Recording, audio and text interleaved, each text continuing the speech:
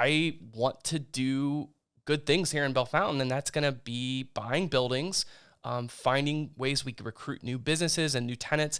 Anytime someone comes in with new ideas, and I think this is another thing that we really work to coach and help leaders in other communities do, is there's a lot of resistance. Yeah. Change is hard. Yeah. And it's something that I've gotten very comfortable with, of bringing people to the table and talking about stepping out of your comfort zone, talking about innovation, because there's a way to focus on innovation and preservation. Like, you want to preserve what makes the town unique, its history, its DNA, but also some things need to change. Yeah. And that's a good thing.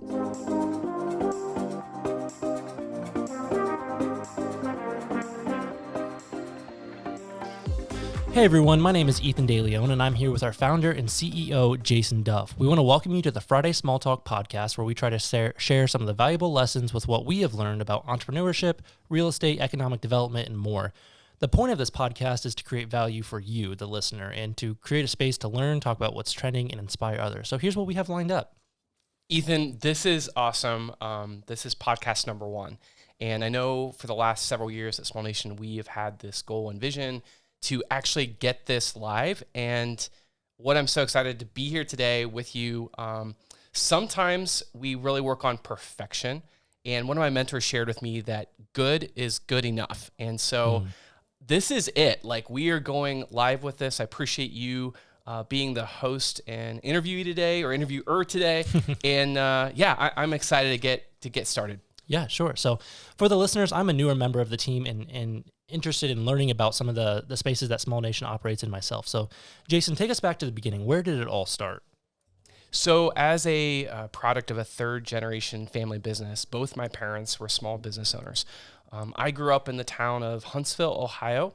Huntsville's population is around 500 people. We have a gas station. We have one stoplight.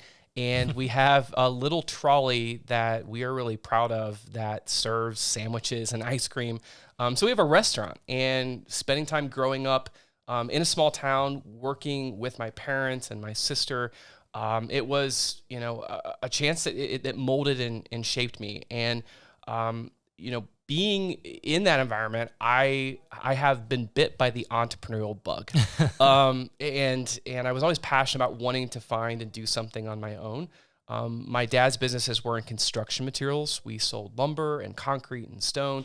And my mom was in retail. She had a Hallmark shop.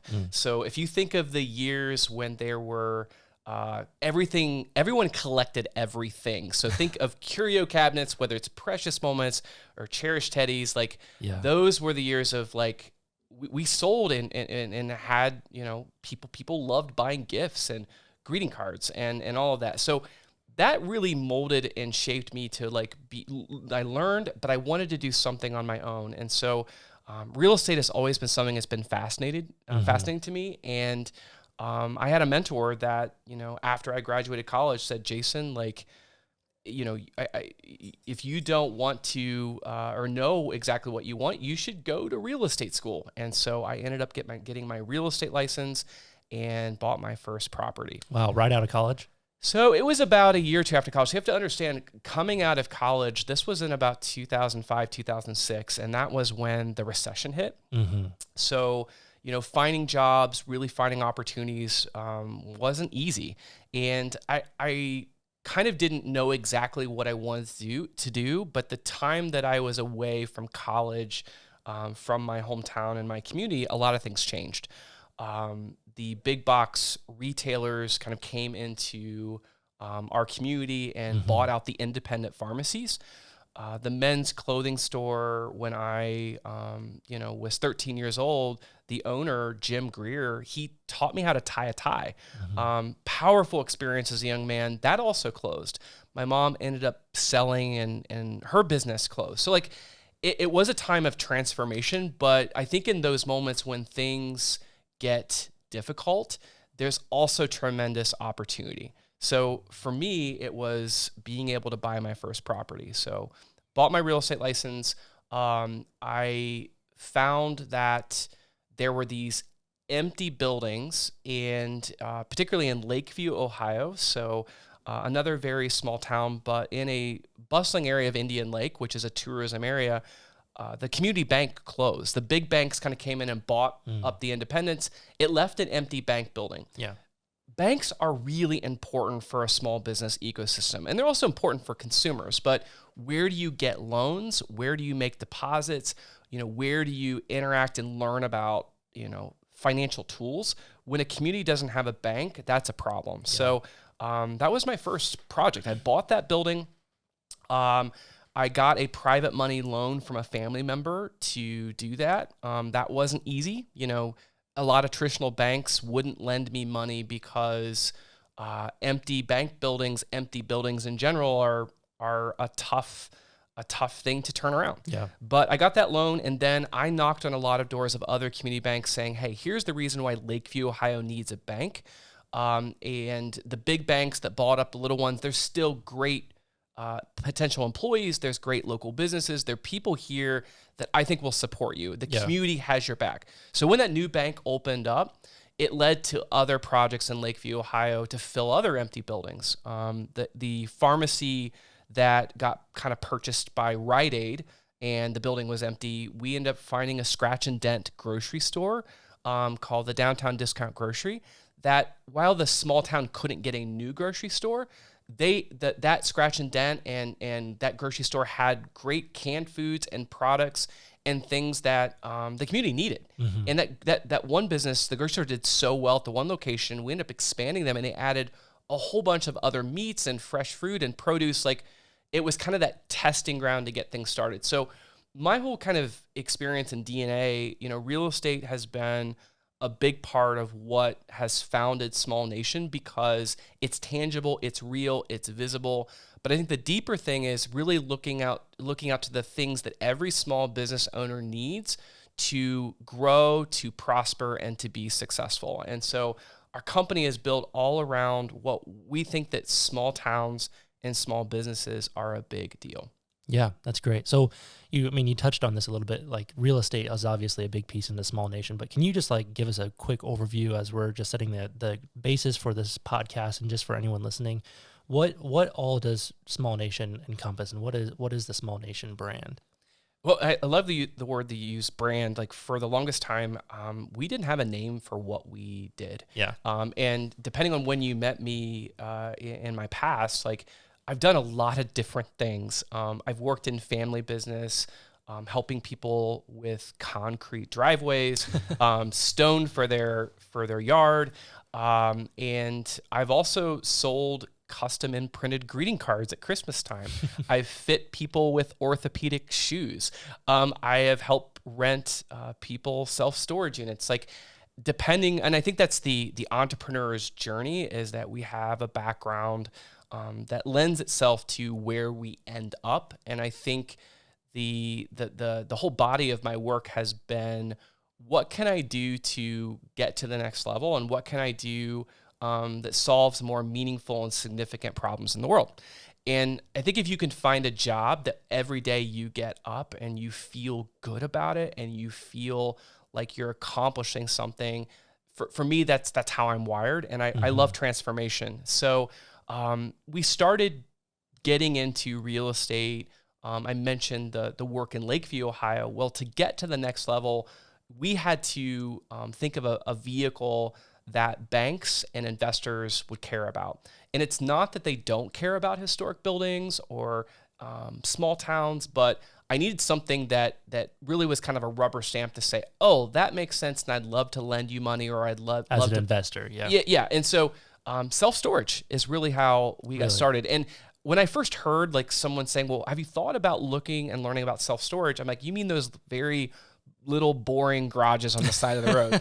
And it didn't come important to me until I, as a college student, was remembering that, in the fall and the spring, all the stuff that you take to your campus dorm room, you need a place to keep it. Yep.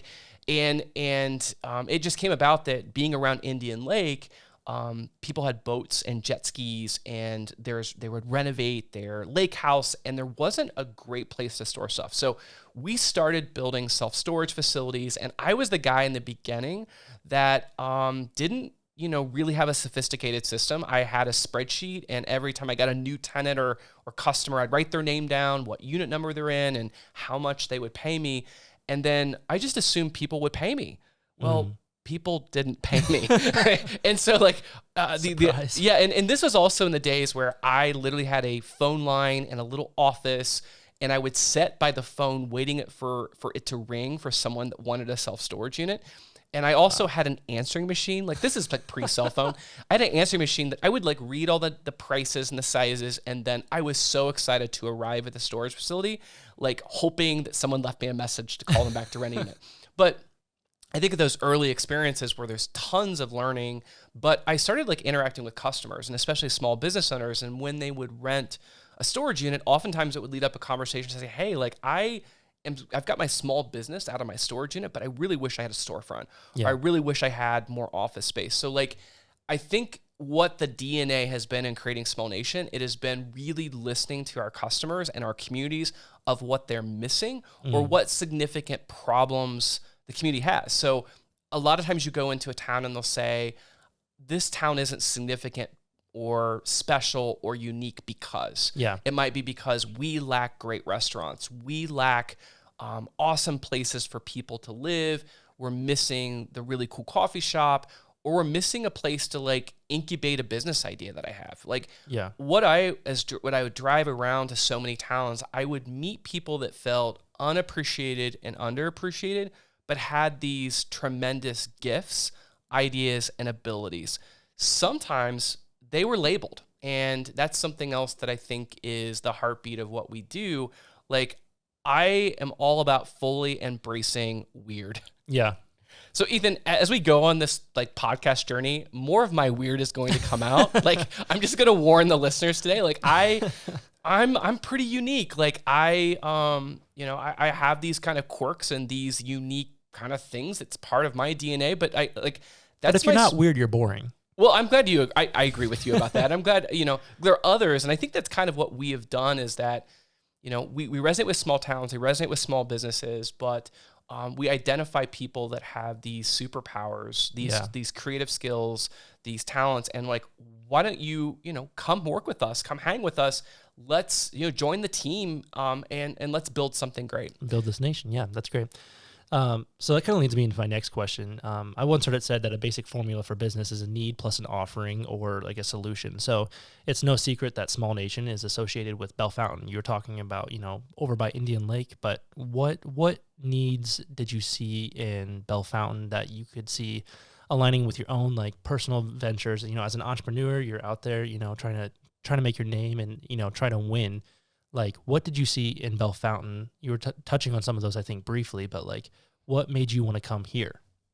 So if you think back to your sports days at high school, there's always these rivalries in these small towns. So you have to understand, I grew up in Indian Lake. Bell Fountain was the larger school, the county seat, probably the most competitive sports rivalry. So it was a little tough for me starting out, like starting to think about working in Bell Fountain. Sometimes some people, not everyone, but some people were not very friendly. Like there's this, at the time I was pretty young, pretty naive, but like had lots of bold, interesting ideas. And I was like, I want to do good things here in Bell Fountain. And that's going to be buying buildings, finding ways we could recruit new businesses and new tenants.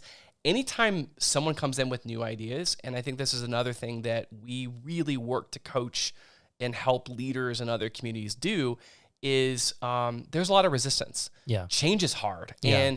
and it's something that I've gotten very comfortable with, of bringing people to the table and talking about stepping out of your comfort zone, talking about innovation, because there's a way to focus on innovation and preservation. Like, you want to preserve what makes the town unique, its history, its DNA, but also some things need to change. And that's a good thing. So our migration is that Bell Fountain was an underrated, struggling town, but had an incredible history and had a lot of people that had fond memories of when it was in its glory days.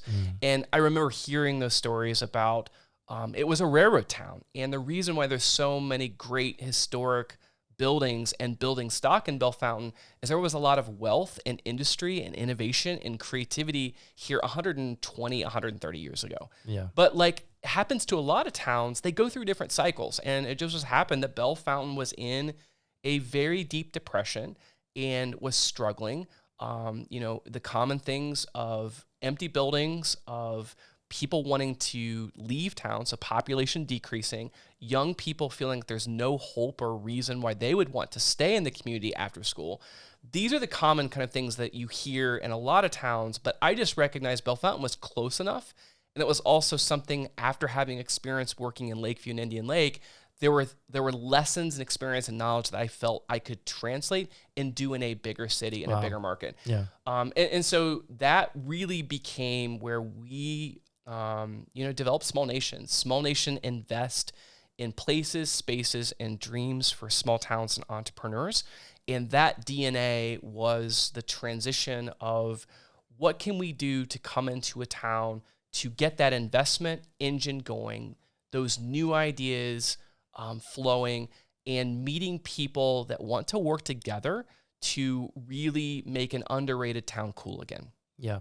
And here we are 10 plus years, in the future. And can you just touch on some of the projects maybe that like in this downtown Bell Fountain area, like where were you sitting today with downtown buildings? And what I'm excited over the next, year or so with this podcast is we're going to dive into more of those stories. Yeah. And I think that the success today is very easy to talk about.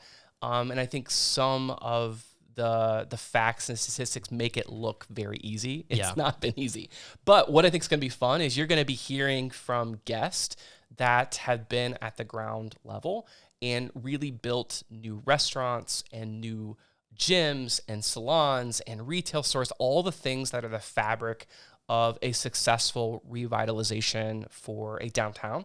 But success speaks for itself. We are now, 12, 15 years throughout the process of this experiment. And there's a lot of things to be very proud of. We've renovated 56 historic buildings.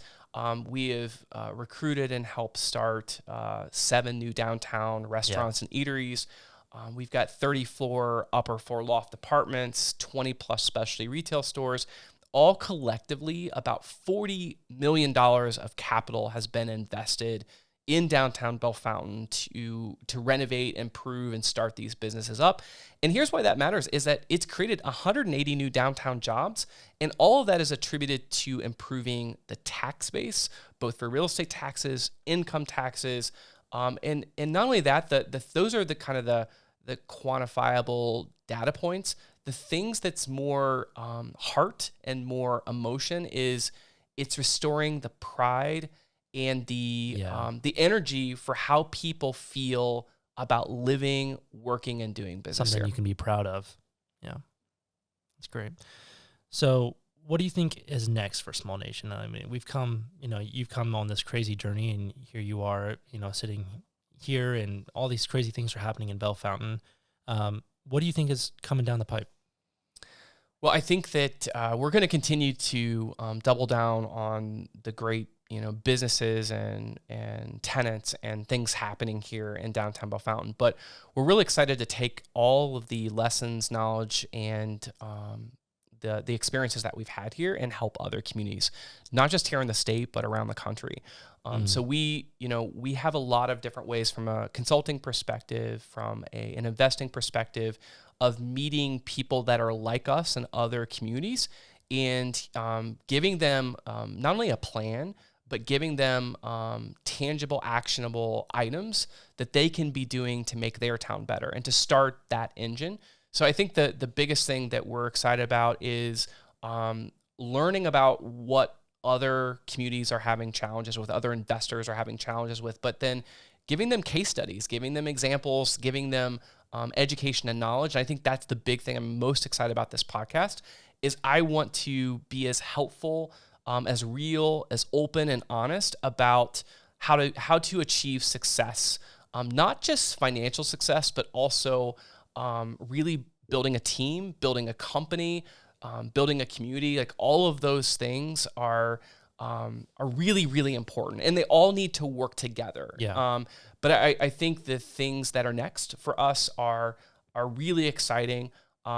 It's going to be developing awesome content. It's going to be expanding our reach beyond Bell Fountain, and then telling our story. And then I think when people hear this, what naturally tends to happen, and I encourage them to do this, is you've got to come walk the streets, eat in the restaurants, shop the shops, come experience and see this for yourself. Yeah. Because listening and reading and absorbing content, how I learn, and a lot of people learn in different ways, is I learn by doing. Yeah. And so if that is someone, as you're listening to this, like we're going to load you up with the links, the case studies, the examples. But my hope is that people feel compelled enough. They want to sign up for a course. They want to sign up and come take a tour. Those are the things that throughout the journey of this podcast, we're going to be sharing a lot more about. Yeah, super excited. And I think there's a lot of opportunity, as you were touching on, to there's a lot of different areas. It's like a holistic approach. And, we've had the great opportunity to interact with a lot of, thought leaders throughout the state and beyond. And, figuring out, sharing with what has worked for us, but then also figuring out their specific situation as well. I think that'll be great. And I think, through this podcast, we'll be able to get some awesome insight from some awesome guests. So before we kind of close out here, I would like to do this, at the end of every episode, but do you have like one, like just super practical, like golden nugget that you could leave us with? It, can be related to the topic, or even if it's something, off the cuff, just something that the listeners can take away. Well, I think the biggest thing is personal growth really starts with taking those incremental steps. Mm-hmm. And I just opening up, I feel that what's kept us from doing this is we've expected it to be perfect. Yeah. And I think being authentic and real, but for us as a team and for the listeners that are on today, like sometimes the first step is just reading the book, listening to the podcast, taking one tangible thing and implementing it. And I just want to, compliment you, Ethan, for getting this started and also pushing me to say, Jason, we've been talking about it a lot. Yeah. Let's just get on. Let's put the headphones on. Let's get talking. So I think for anyone listening, it is really finding that friend, that coworker that's also going to be your accountability partner. And so throughout this journey, I am excited for you to be helping us produce, grow, and hopefully we can have an incredible journey along the way. But incremental steps, accountability partner. Let's get this party on the road. Nice. You left us with a couple there. All right. Well, thank you everyone for tuning in and checking out the Friday Small Talk podcast. You can find us anywhere that you listen to your podcast, including Spotify, Apple Podcasts, and even YouTube. I hope that you were able to pull some value out of that conversation, and we hope to see you in the next one. And if you haven't subscribed already and are looking for more of this kind of content, be sure to check out the Friday Small Talk newsletter that goes out every week. Stay tuned to Small Nation on social media and keep up with everything that is happening here. There are lots of exciting projects in the works, and until next time, this is Friday Small Talk signing off. Thanks, Jason. Appreciate you.